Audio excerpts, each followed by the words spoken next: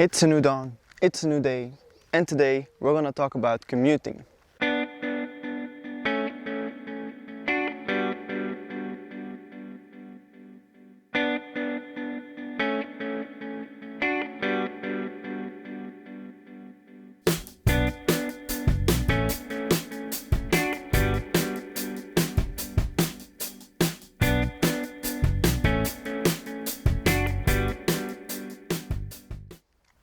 First of all, a Happy New Year to everyone out there, and if you celebrate Christmas, Happy Christmas, Merry Christmas.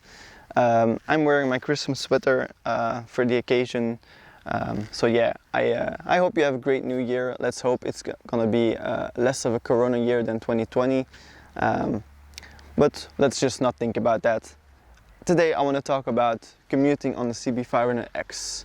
I did a little preparation for this video. I wrote a few things down so I don't forget stuff. I'm gonna do that more often because every time I film a video and I watch it afterwards, I'm like, you forgot to say this, you forgot to say that. So no more. I'm gonna do these things really organized from now on.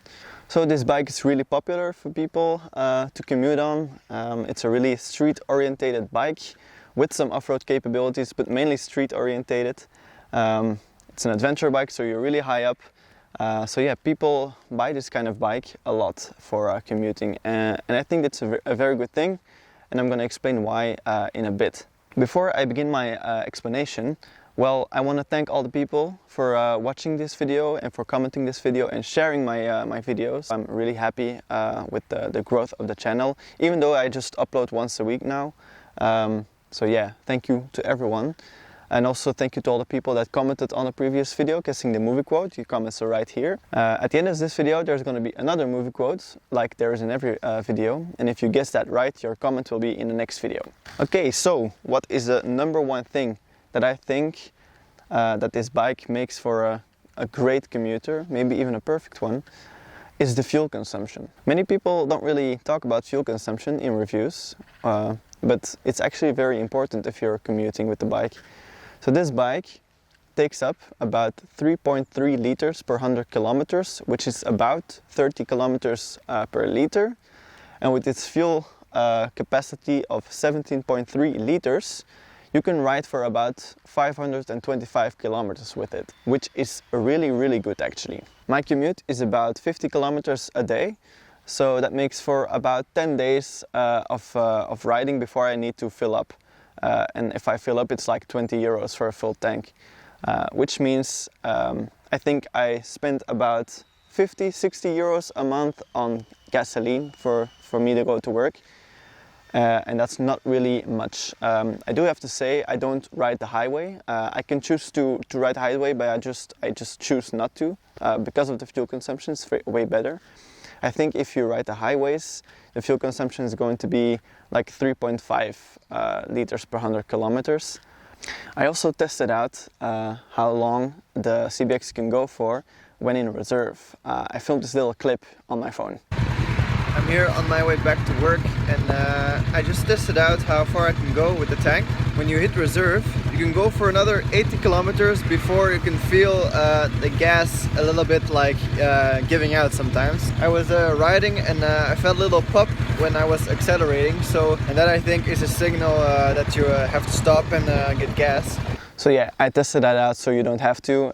You can ride about 80 kilometers when the reserve lights comes on. So yeah, just for your information, the more you know, you know. And then the second thing I wrote down, which makes this bike a really good commuter, is the fact that it's 500cc. Why do I say that? Because it's a 500cc, this bike, it's lighter, which makes it more maneuverable, and also just, you know, more manageable in total. If you're in a traffic situation, you want a bike that's really light and maneuverable, so you can get out of situations really easy. Which this bike is really capable of. Of course, you're not gonna be able to maneuver a bike just out of thin air. You have to go to a parking lot and practice this stuff. But yeah, this bike is a really good, bike to do that, to do those things. The fact that it's a 500cc also makes that the budget is really low. So if you buy a 500cc bike, that's going to be most of the time that's going to be cheaper than like an 800 or a 1200cc bike. And 500cc is more than enough for traffic riding. You can accelerate just as much as a BMW or something, and people don't really accelerate that much where I live anyways. So I'm actually always ahead of everyone else. And I'm not like the fastest rider, I just ride calmly and safe. So yeah, 500cc is more than enough. So also in traffic, if you're riding behind someone that's going way too slow for you, and you can pass them, then you know, you're gonna be able to with this bike. You're gonna be really quick actually. I have more than a few examples recorded when I just passing people.